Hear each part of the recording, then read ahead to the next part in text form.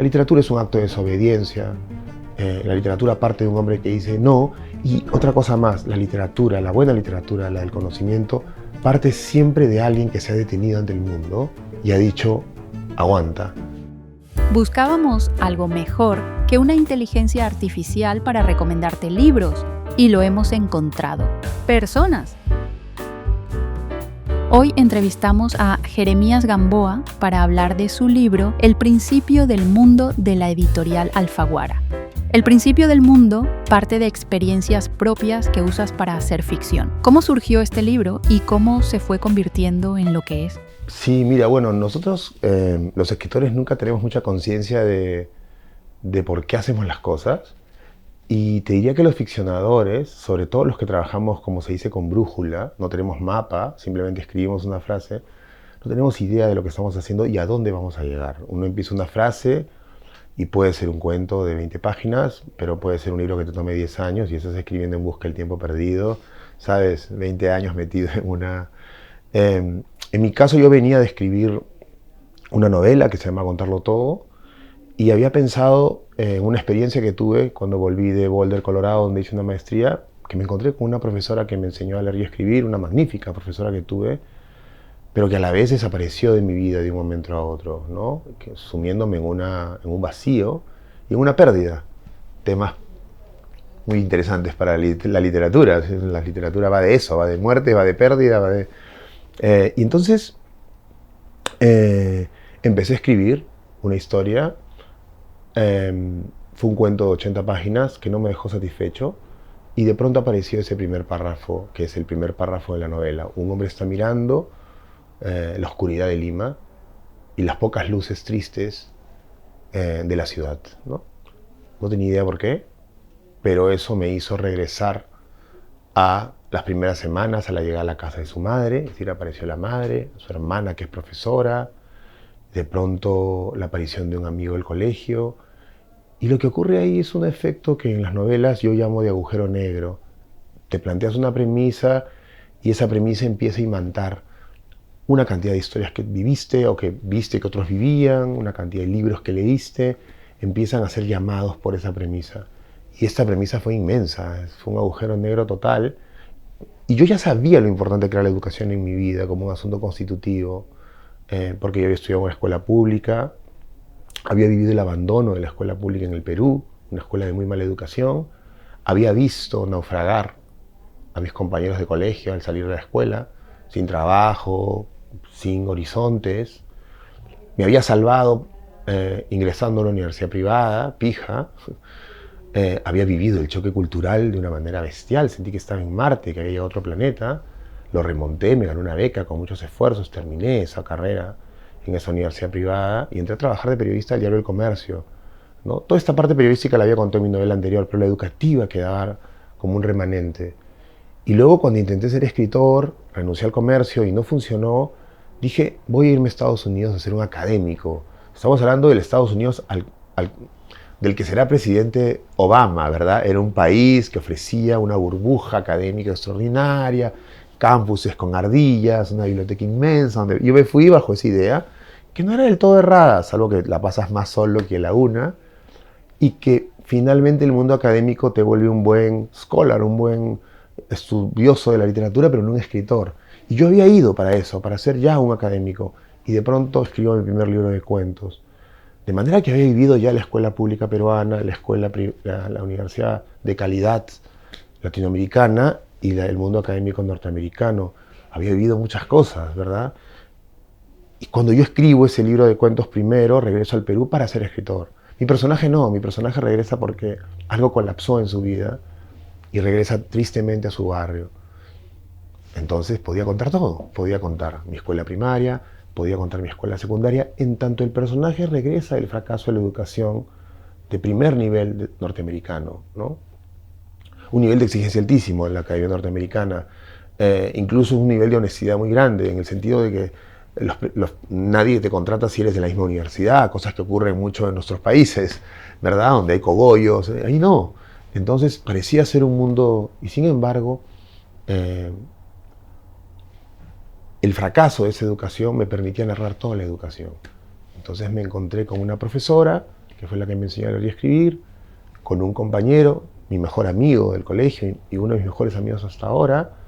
Y finalmente, al quinto año de trabajo, cuando mi personaje está hablando con su profesora, la profesora le dice algo sobre la madre que me obligó a trabajar 3 años más, investigando la historia de mi madre, yendo al pueblo de Ayacucho de mi madre, porque me di cuenta, descubrí que mi madre había viajado de Ayacucho a Lima cuando era una campesina, porque era analfabeta y se quería educar. Con lo cual la historia de la educación era transversal a toda mi vida, desde que esa niña de 17 años, ayacuchana, con polleras, acompañada de ovejas, se le ocurrió la idea extraordinaria de viajar a Lima para alfabetizarse, para tener una educación. Por supuesto que esa niña luego se convirtió en la mujer adolorida de un barrio obrero que a mí me decía: no digas nada sobre nuestro origen, sé alguien, edúcate. Y creo que la primera palabra que me dijo fue universidad. Universidad, universidad, universidad.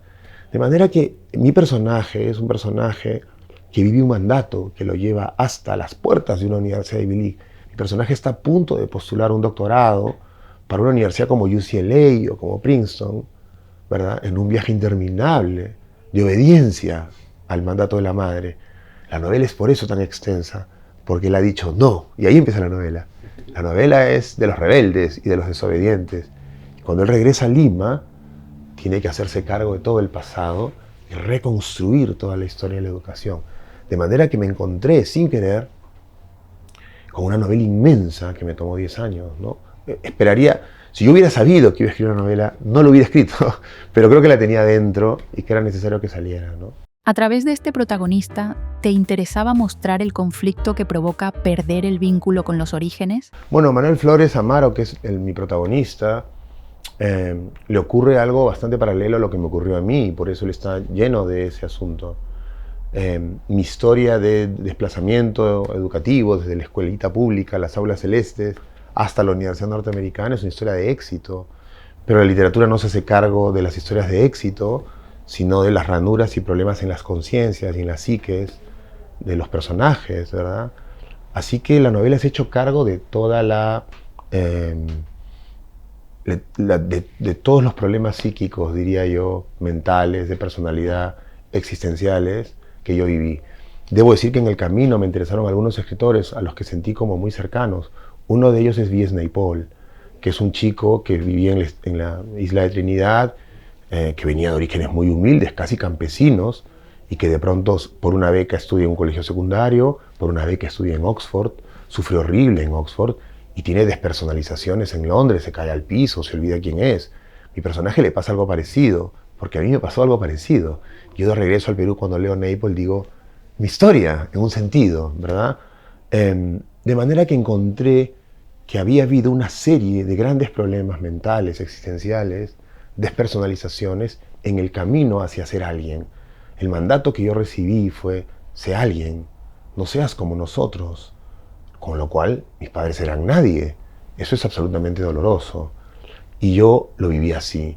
Entonces Manuel Flores regresa un poco a hacerse cargo de esos asuntos psíquicos, porque en el mandato de la madre, Candelaria, el personaje, la mujer que migra a Lima, ella internaliza, y luego por supuesto es cómplice del padre, que la impronta indígena, y eso es extrapolable a toda la sociedad peruana, no sirve para tus hijos, los mancha, los van a cholear, los van a humillar, los van a maltratar. Mientras menos señas indígenas tengan, va a ser mejor. Y ahí entra la educación.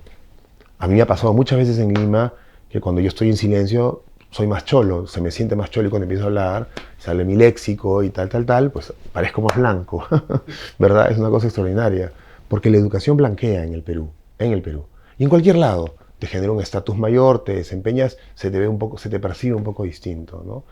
De manera que mi madre entendió eso con mucha inteligencia práctica, y por eso quiso que sus 3 hijos se eduquen, y que olviden la impronta de las raíces. Eso es muy común a muchas literaturas. Una de ellas es una escritora que yo adoro, que se llama Toni Morrison, que habla en La canción de Salomón y en otras novelas sobre personajes que ascienden y se olvidan de su pasado, ¿verdad?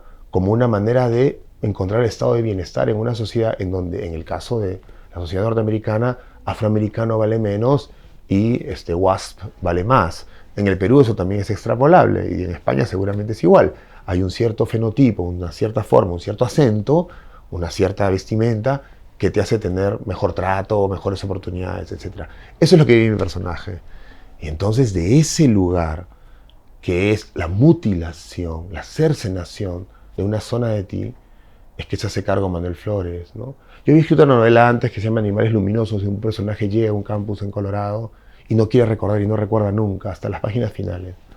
En este caso no, en este caso me puse proustiano y mi personaje revisa minuciosamente todo aquello que le ha sido, que le han dicho que calle, ¿no? La literatura es un acto de desobediencia, la literatura parte de un hombre que dice no, y otra cosa más, la literatura, la buena literatura, la del conocimiento, parte siempre de alguien que se ha detenido ante el mundo y ha dicho, aguanta, las cosas como las estoy viviendo no necesariamente son como tienen que ser, porque la literatura siempre busca el camino personal frente al mandato social, de clase, racial, y eso es lo que hace Manuel Flores Amaro, ¿no? La poeta Yolanda Castaño defiende que la literatura debe ser una profesión no solo al alcance de las personas acomodadas. ¿Qué papel juega ahí la educación pública?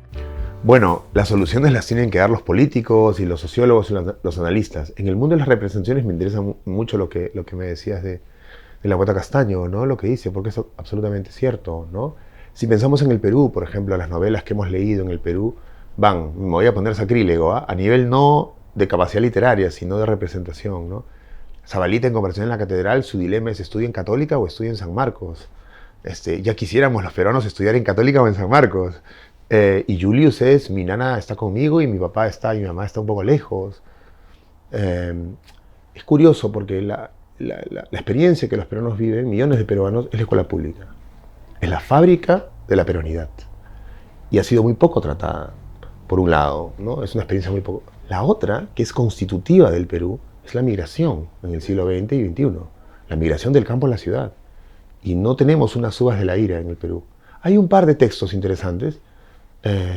Hay uno que se llama Dios Ayacucho, donde un alma migra de Ayacucho a Lima, pero no tenemos las uvas de la ira, es decir, la familia que migra.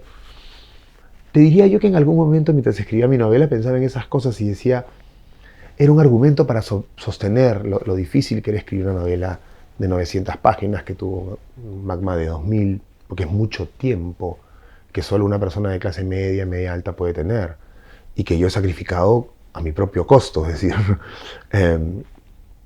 que esa experiencia no había sido narrada.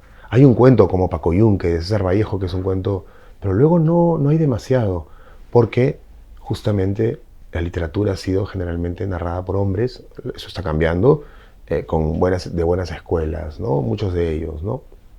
El caso de los que llegan de la escuela rural a la literatura como Arguedas, o en este caso de la escuela pública a la literatura como yo, o Naipaul, pasa por una experiencia de sobrevivencia. Es decir, el que llega es un Ismael. De hecho, mi personaje se llama Ismael en la primera versión. Es un sobreviviente que sobrevivió al naufragio de la educación pública, ¿no? Entonces la novela, en efecto, me parece a mí, representa espacios constitutivos de millones de peruanos que además no acceden a la lectura, y que le puede dar un valor extra al libro, más allá de sus capacidades literarias, ¿no?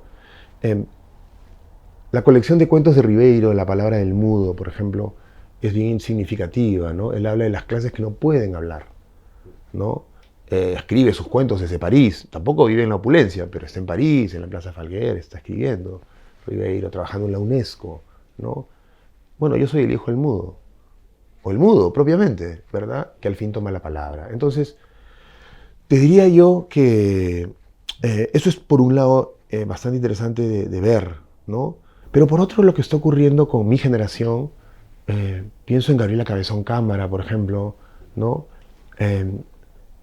O Dolores Reyes, por ejemplo, es que es la generación que ha accedido a la educación pública, no fue mi caso, pero de ella sí, gracias a estados de bienestar que ofrecían la capacidad de que estudiantes de escuelas públicas accedan. Me parece que Alejandro Sambre estudia en escuela pública también.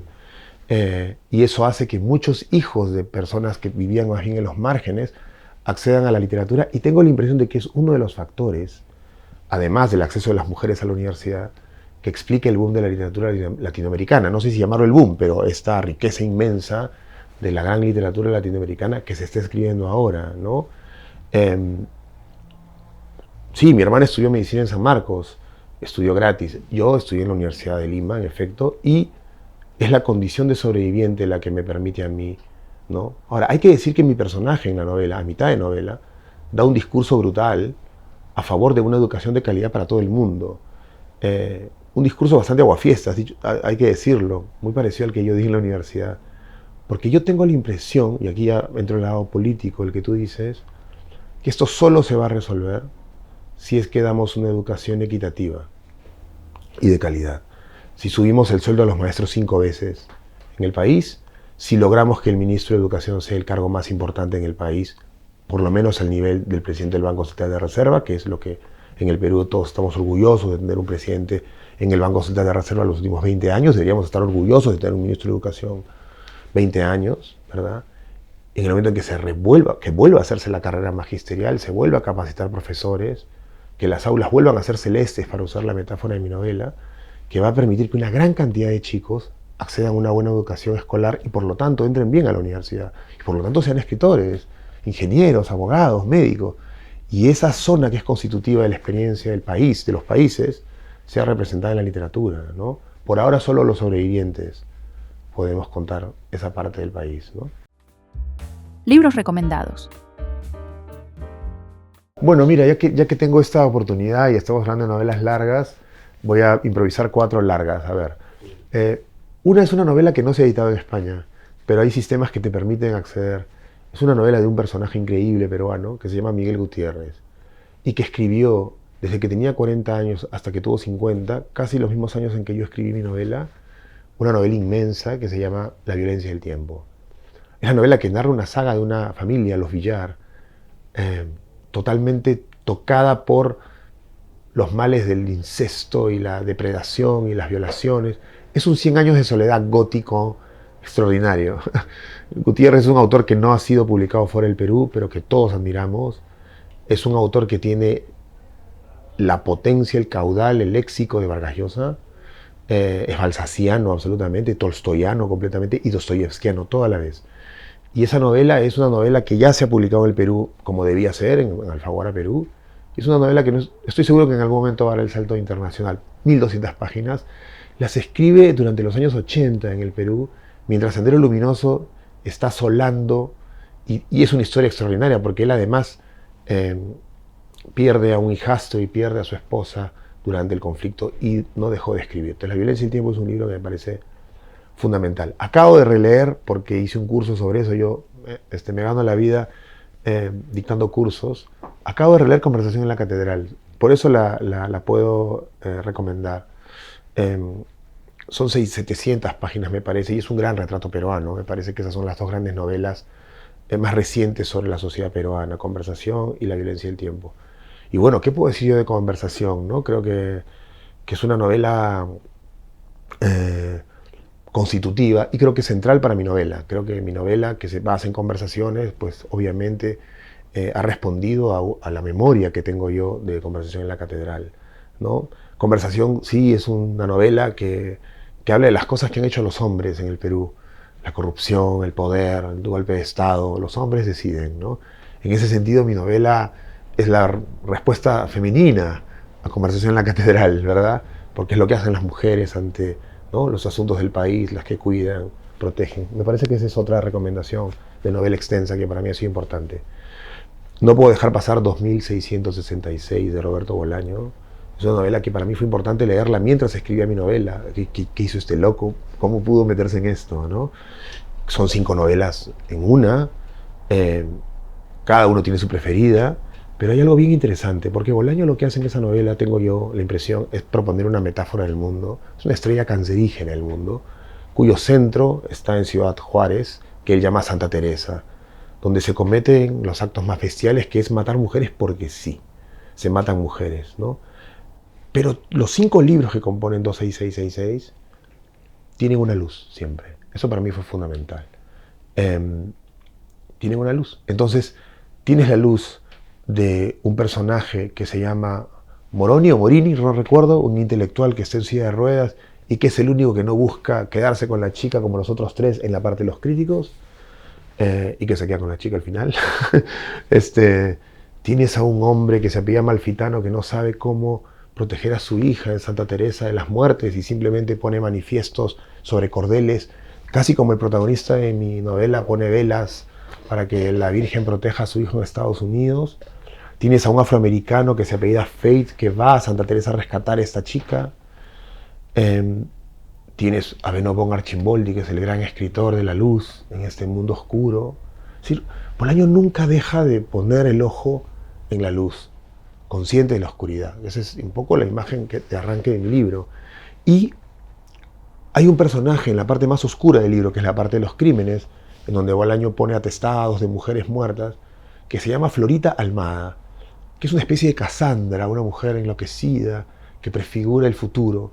Y Florita dice una frase que en un momento pensé que podría ser epígrafe de mi novela. Dice que el mundo tiene esperanza o algo así, si es que nos dedicamos a alfabetizar a las niñas indígenas, dice Florita. Es decir, Bolaño sabe que hay otro principio aparte del destructor del que él se está haciendo cargo en esa novela. Esa novela fue muy importante para mí, para entender dónde estaba la mía frente a ese monumento polimorfo que es 26666. Y ya que estamos en la oscuridad y las pequeñas luces, voy a recomendar Nuestra parte de noche de Mariana Enríquez, una novela extensa, gótica, en fin, un padre y un hijo que se aman, en la monstruosidad que son ambos, ¿no? O sea, son un par de personas muy particulares, ¿no? Hay ritos satánicos, hay desaparecidos.